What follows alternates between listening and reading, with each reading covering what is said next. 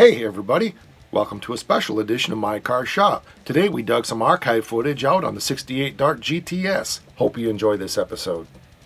Working out of a 100-year-old refurbished barn, bringing 35 years of experience to projects considered beyond repair. Vision, creativity, and problem solving are essential tools in this place. Watch as we transform junk into polished metal miracles. This is My Car's Shop. Okay, so today I was actually digging through some archival footage of stuff that I filmed for another show that I had, and I've got a lot of it that slowly I'm going to be putting together and adding to the show here. On this particular episode, I'm going to be dealing with a carburetor problem on the 68 Dart GTS Pro Street, and disassembling the carburetor, and hopefully we can get this carburetor fixed, and we'll see where it goes. So, hope you enjoy the show today.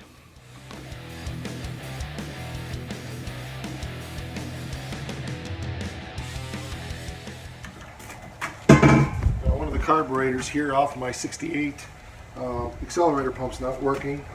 Looks like the float was alright. I pulled the needle and seat out of it out there, and it seems to be okay, but the accelerator pump doesn't work, so the thing is doggy as all get out and acts like it's missing on about 4 cylinders. So we're going to pull this front of the carburetor apart and see what's going on here. Dump out some racing fuel. The car has only been fired once this year, so it's no big surprise that there might be a few issues like this, so no big deal. We just tear it apart and fix it. So that's what I'm doing right now. So I'm going to flip this over to a fast-mo video here, or a slow-mo video, and save some space.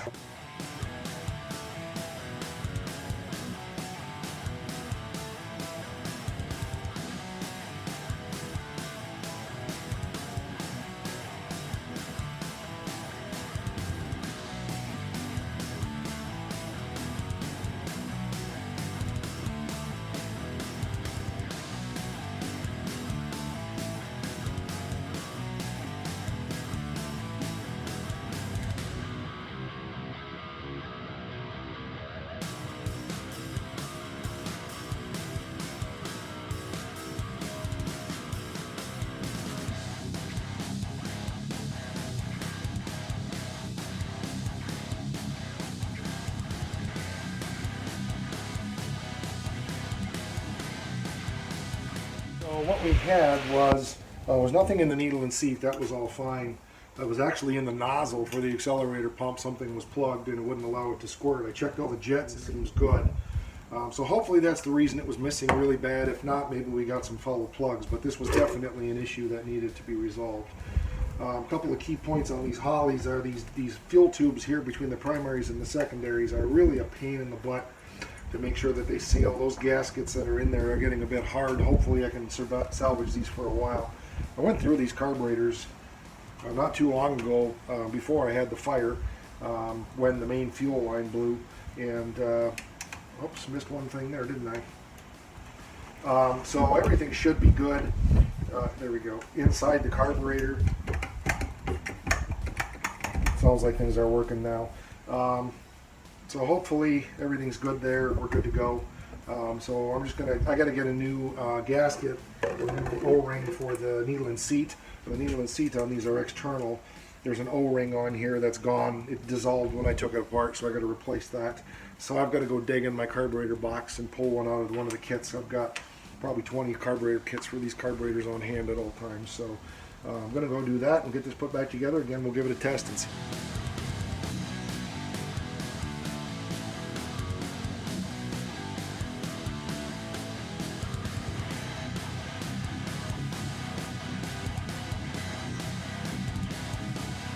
So I had another needle and seat in the box with a gasket already on it in one of my kits here.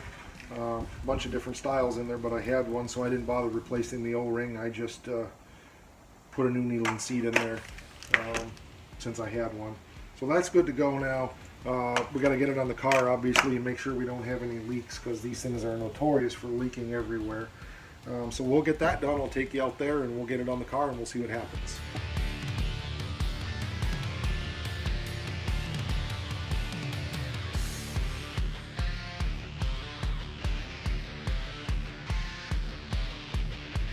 Okay, so let's see if we squirt gas everywhere. I got the float adjusted low right now, just because I want to make sure it's shut off as possible in case there's a problem. So let's turn the fuel pump on and see what we got. So unfortunately, when you're by yourself, you can't holler at yourself to shut the pump off, so this could be tricky.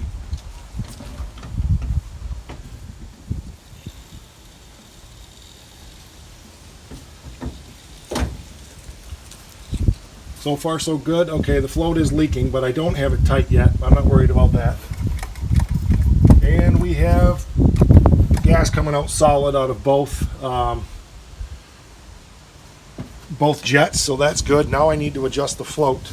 I don't know if this sight glass is working anymore. No, they're so cloudy. Well, maybe. It's definitely low. Everything I hear is like me. It's getting really old.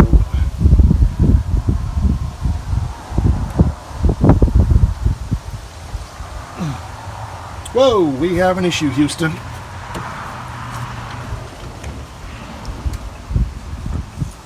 That's called putting the float too high. No biggie. Probably had it about right where I had it. Let's see what that does.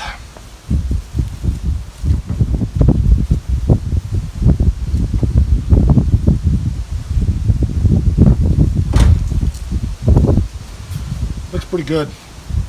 We'll try to pull that sight plug out of there if we can and test it, but I think for the most part it's going to be good, so we'll get it hooked up here and then we'll give it a fire up and see what it does. Yep, good gas. Yep, looks good.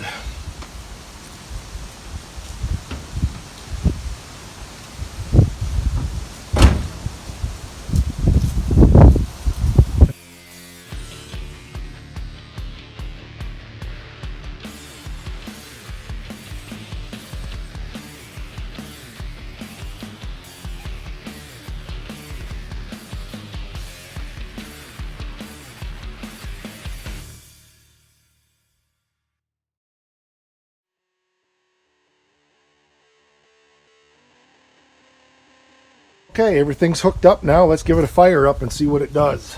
See if it runs better. It was only running on about 4 cylinders before.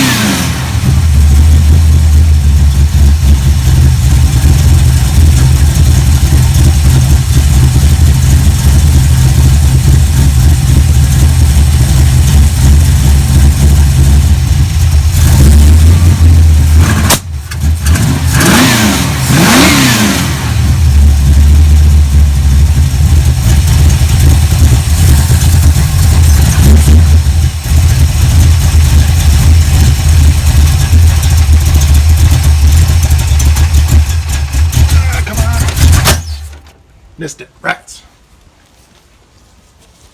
Idle is a little low, so I'm going to bump that up a little bit. There we go. That should do it.